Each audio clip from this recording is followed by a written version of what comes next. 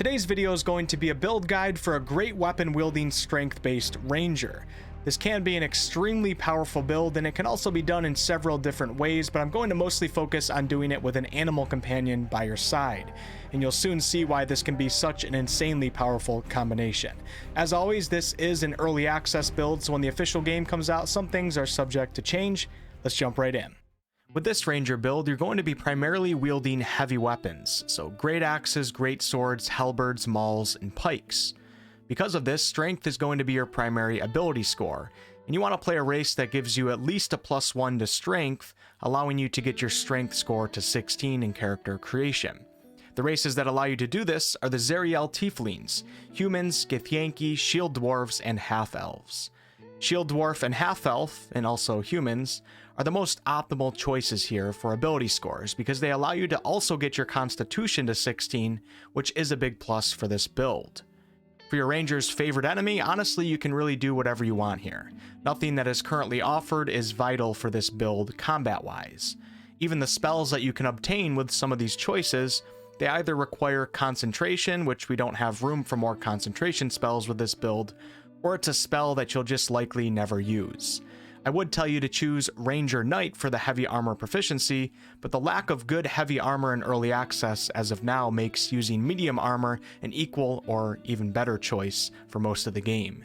Medium armor is going to give you a 17 armor class number, 15 for the armor +2 from your dexterity modifier, and the only heavy armor that allows you to get a 17 armor class can be found or crafted at the very end of early access in Grimforge. For Natural Explorer, I would recommend Wasteland Wanderer Fire, because fire seems to be more common than cold and poison. This will make it so that you only take half damage from fire. When assigning ability scores, boost your strength to 16 to get that +3 modifier, making your melee attacks more likely to hit and also deal more damage. This is actually really important for this build because you'll be taking a feat at level 4 and foregoing the ability score improvement. So for most of you, this is your one chance in early access, outside of taking strength potions, to give yourself a good strength modifier. I will quickly mention though that if you're familiar with Auntie Ethel's hair, you could give yourself a 17 strength in character creation, and then the hair would bump you up to 18, giving you a +4 modifier. But as always, obtaining that is highly situational, and I don't like to include stuff like that into my core builds. If possible, I would also recommend getting your constitution to 16. This will make you a bit more tanky and also help you hold your concentration on the highly used Hunter's Mark spell. For your dexterity, you want a 14 with a +2 modifier, because this will not only help with your initiative and dexterity saving throws, but it's also going to make your ranged attacks more powerful, even though ranged is not your focus here. But even more importantly, that +2 will be added to your medium armor class number. You definitely want to take full advantage of that. Wisdom, I would give yourself a 12, but overall this build is not going to be focused on many ranger spells, so it's not as important as it might be for other types of rangers. Your remaining points you can disperse wherever you would like. Before we talk about level 2, I do want to mention that on the Nautiloid ship, which is essentially early access's tutorial, if you're able to kill Commander Zulk, he drops a heavy two-handed sword called the Ever-Burning Blade, which deals 2d6 damage plus 1d4 fire. And this is one of the best, if not the best weapon in the game that you can get for this particular build, and you can get it before even stepping foot on the ground. When you reach level 2, you get to choose a fighting style. And this might be one of the few builds in early access where I would actually recommend taking defense. Defense gives you a +1 to your armor class while you're wearing armor, so basically all the time. If you really just don't want defense for whatever reason, you could get some use out of the archery fighting style, because sometimes you're just too far away from your opponent to make a melee attack. But keep in mind that the point of this build is to be a frontline melee damage dealer, and defense is going to help with your survivability. You also get to choose 2 level 1 spells from the Ranger's spell list, and without a question, pick up Hunter's Mark. Hunter's Mark allows you to mark a creature at the cost of a spell slot and a bonus action, and that marked creature will then take an additional 1d6 damage whenever you hit it with a weapon attack. This spell is amazing, and you can basically keep it active throughout an entire combat encounter, giving you that extra 1 to 6 damage on every strike that you make. Also note that because it costs a bonus action, you can cast it on an enemy and attack in the same turn. Another great aspect to this spell is that if the target dies that you have marked, you can then mark another creature with Hunter's Mark at just the cost of a bonus action. It no longer costs one of your limited spell slots. For your second spell choice, I recommend taking Jump. You do get to choose another spell at level 3, so you can take Jump now or then. Jump triples your jump distance for 10 rounds of combat, basically making it so your ranger can get to most targets on the battlefield. If you do take this spell, when possible, try casting it before a combat encounter begins.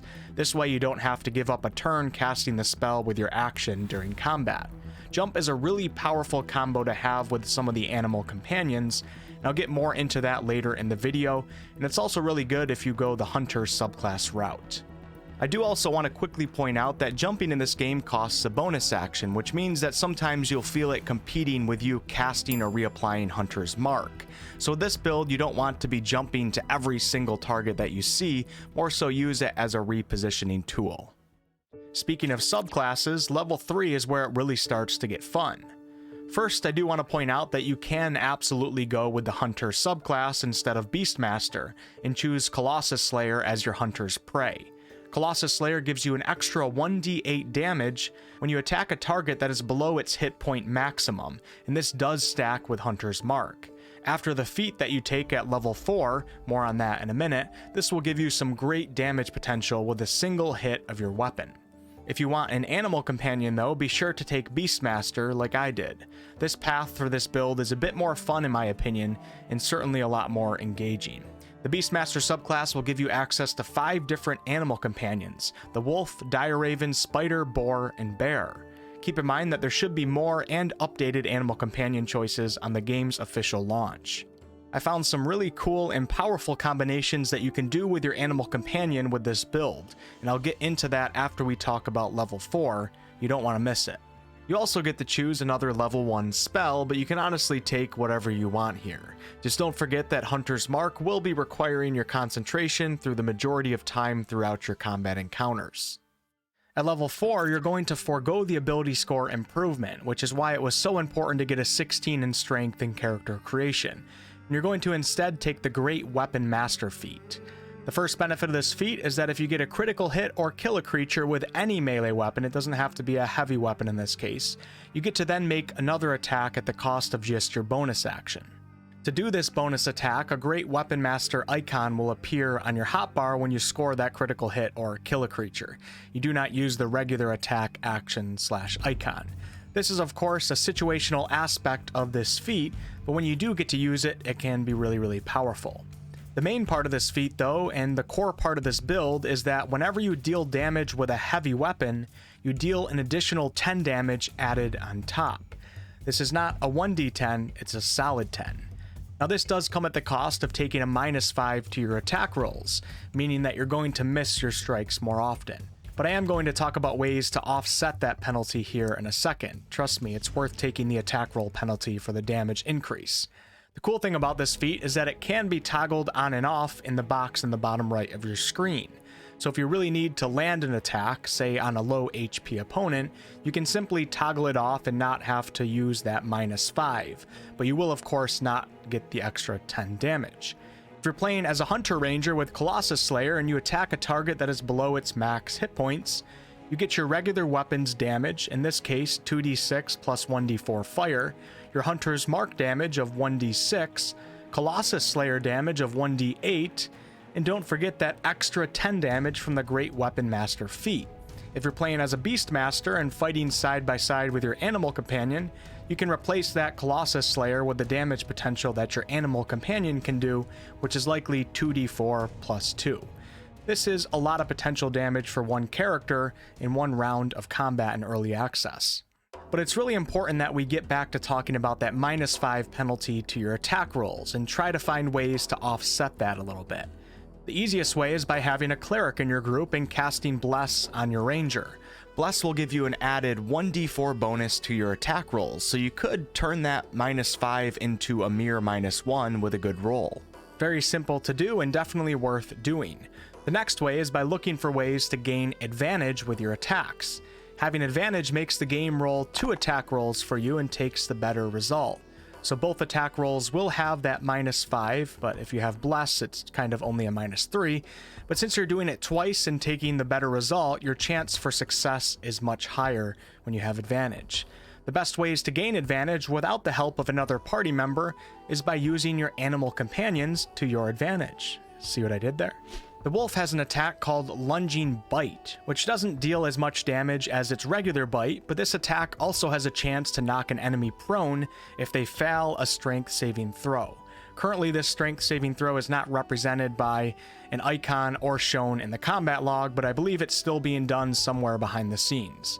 Melee striking a prone enemy is done with advantage, making it much more likely that your Great Weapon Master attack will be a successful strike.